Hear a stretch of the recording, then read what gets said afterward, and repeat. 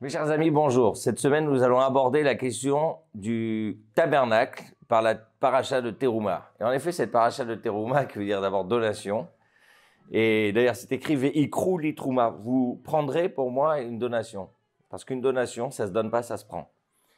Ça fera l'objet d'une autre vidéo. En tout état de cause, cette donation avait pour vocation de construire le tabernacle, le Mishkan. Et ce Mishkan, la Torah nous dit « Va souli mikdash veshachanti betocham ». Vous ferez pour moi un sanctuaire et je résiderai parmi vous, parmi eux en tout cas, et non pas dans le tabernacle. C'est-à-dire que l'objectif de la construction du tabernacle était au-delà du tabernacle, était de faire en sorte que la vie de chacun devienne un tabernacle, c'est-à-dire un réceptacle pour la divinité.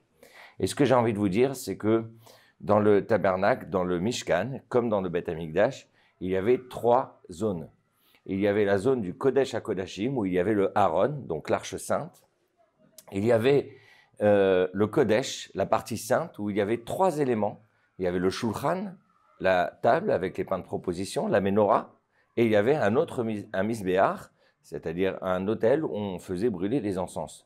Et ensuite, il y avait une zone, on va dire, une zone un peu mixte, où il y avait essentiellement le Misbéach, l'autel où on faisait les sacrifices. En réalité, la Kabbalah nous explique que l'être humain est également composé de ces 3 zones. Il y a la partie la plus profonde de la personne qui est la Neshama, l'âme. À l'image du Aaron, cette Neshama a une forme miraculeuse, illimitée de l'être. Et c'est la raison pour laquelle on dit, par exemple, que le Aaron, quand il était posé dans le tabernacle, il avait une mesure, puisqu'il devait mesurer 2 coudées et demie sur 1 coudée et demie. Mais par contre, on se rendait compte que quand on mesurait depuis la paroi du Aaron au mur d'un côté et de l'autre, on trouvait la même dimension, comme si le Aaron, cette arche, n'existait pas. Elle disparaissait dans l'espace, alors qu'elle avait bien une mesure. C'est-à-dire qu'il y a une forme, d'un côté, de l'existence, j'existe, et en même temps, je n'existe pas.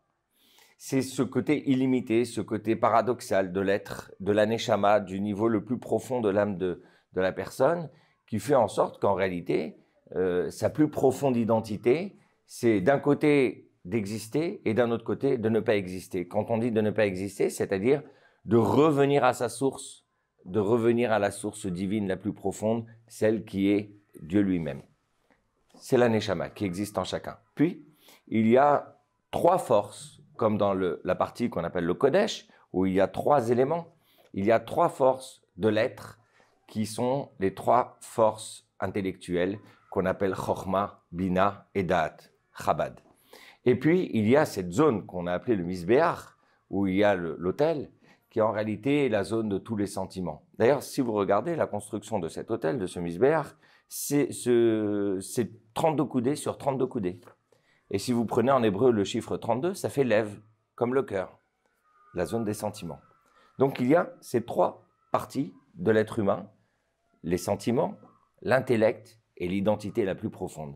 Et l'objectif de la construction du Mishkan, c'est de faire en sorte que ces 3 parties de l'être humain deviennent totalement saintes, soient sanctifiées, soient le sanctuaire pour Dieu, soient élevées dans la divinité. En quelque sorte, Dieu nous a créés des êtres humains. Notre objectif n'est pas de devenir des anges, mais des êtres sacrés. Shabbat Shalom.